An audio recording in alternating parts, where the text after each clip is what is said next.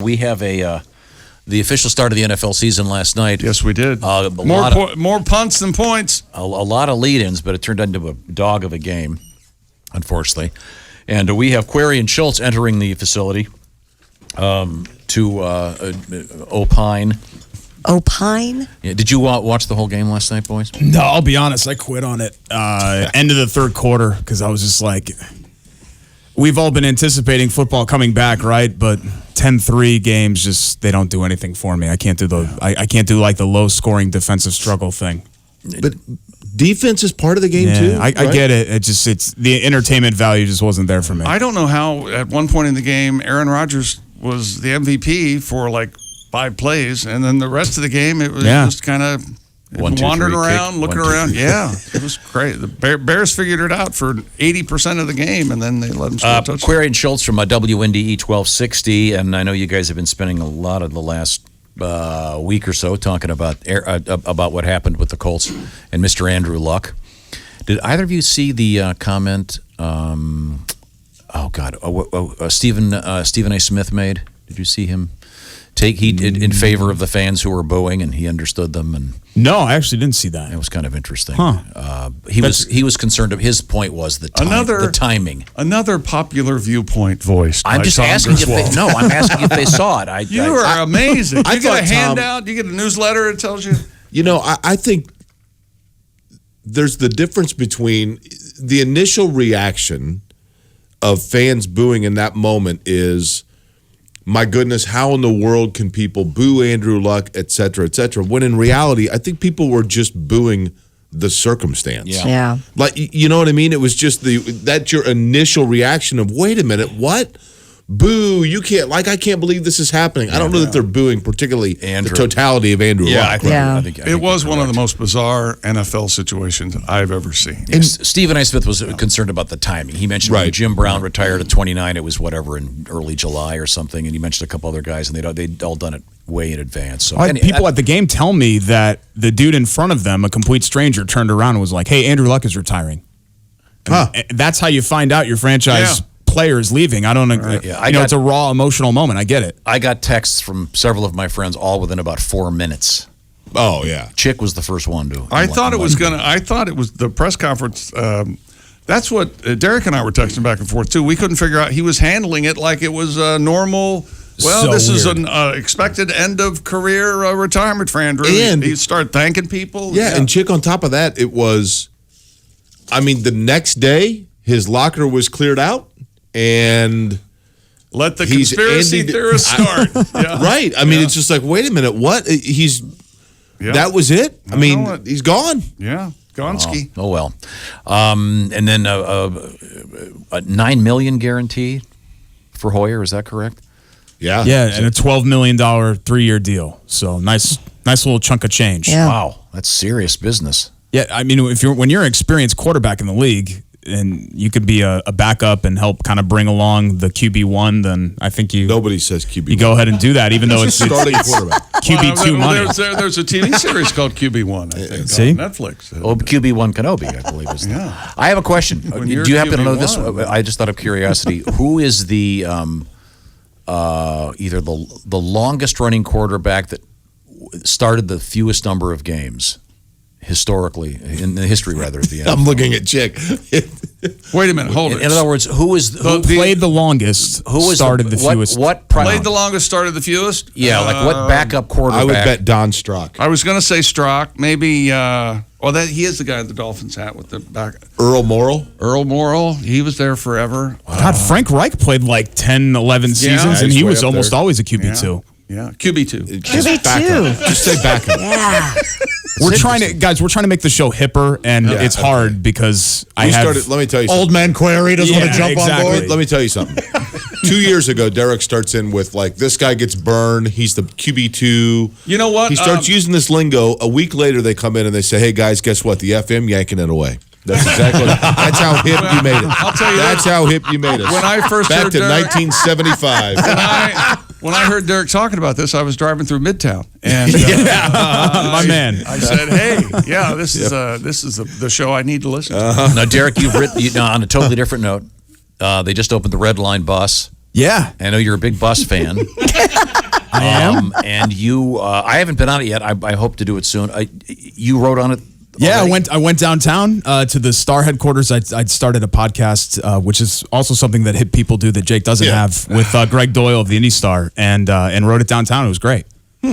Wrote it back. I mean, is it longer than driving your car? More time? Yeah, of course it is. But it's so nice to have that relaxing. option. Yeah, you throw in And your you can- AirPods and Yep, answer angry tweets the entire time. You don't have to find a parking spot. It's good. That's right. Now, it's also my understanding that you have retired from the world of fantasy football. I did a couple of years ago. Yeah, Gunnar took it pretty hard because I was in his league for a while, but ended up retiring. I played 22 years of fantasy football and just decided, yeah, you know what, I'm good. so in other words, your marriage is healthy. It is. It's going real well, Josh. Now, Yes. we have. I'm sure you're aware of the fact that O.J. Simpson, when the Andrew Luck announcement came out, O.J. came on Twitter and announced that he had, 2 hours earlier, drafted O.J. in his fantasy league. Or drafted Andrew in his fantasy league. Excuse me. And Sorry. Yeah, and then he had also yesterday he announced that he the had same thing, only Antonio Brown. Hey, Twitter world, it's me, yours truly. I'm actually Yours wearing truly. these glasses today. It's overcast. I don't need them, but I've been in tears. What's going on? Antonio Brown, what's happening? You know you what's going did it. on with my fantasy team? I drafted Andrew Luck, and 20 minutes later, he retired. everywhere. Hey, will I you sign my drafted you, knife?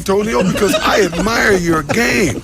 I'm sure there's hundreds of thousands of Americans The old, who play fantasy. NFL drafted player you. sneaks in here We're about all how much counting money on you.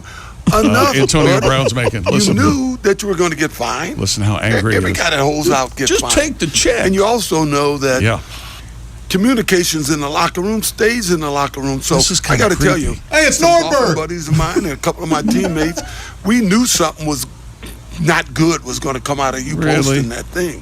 The only people you're making Well put. happy right now are the Pittsburgh Steelers. Look, man, He's still going? Yeah. play ball. Here we go. Cash them checks that you're getting and move on, man. Stop with all of this drama. He's so mad he didn't make them. Now wait a minute. Did he say he drafted Antonio Brown in his?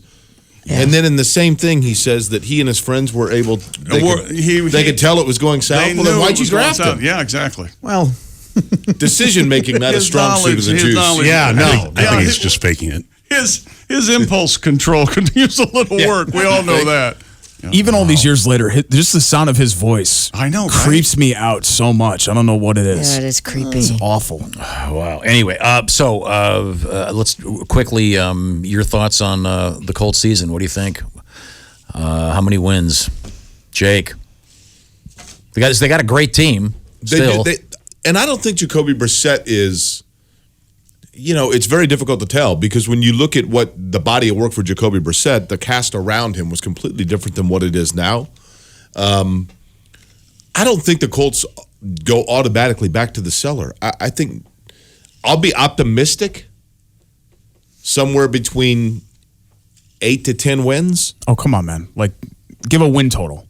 I just did. I think the Colts will win. Tom, I think the Colts will win between 1 and 16 games this season. That is way you what do I'm it. going with Derek's right again. for this year. Give an exact win total. 8 to 10. 10 and 6. Okay. Oh, he went high. okay.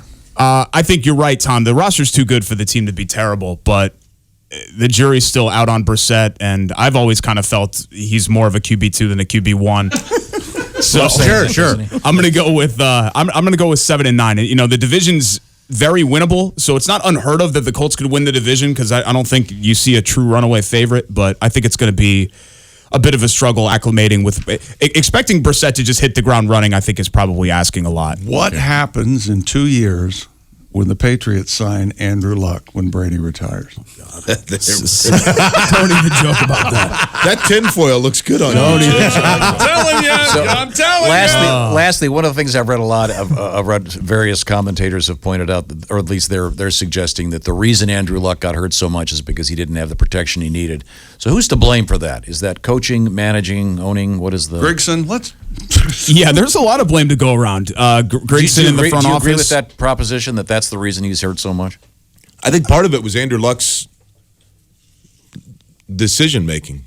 I mean, if you look at Yeah, he had a lacerated kidney, right? A lacerated kidney. I think it's my kidney. But on that play, for example, when he had the lacerated kidney, that was before he started sliding.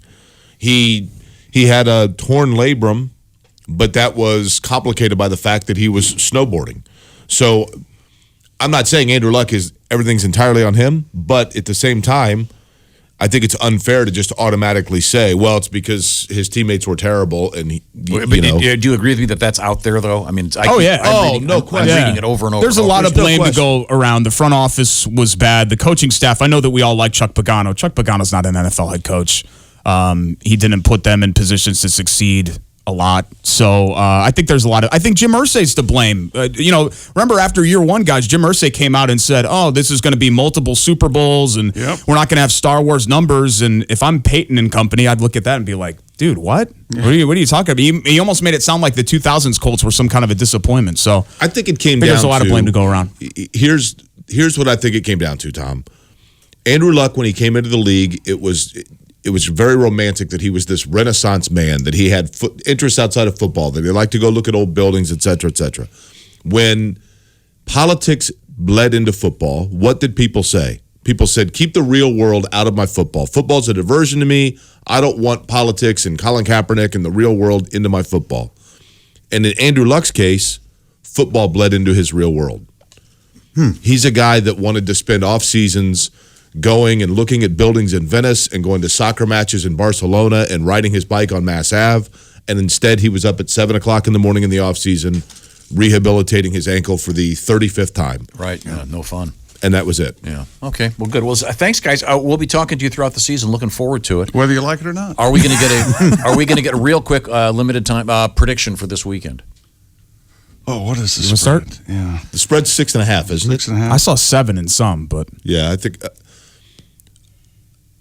the Chargers, I think, are decent, and Phillip Rivers is seemingly ageless. Phillip Rivers, man!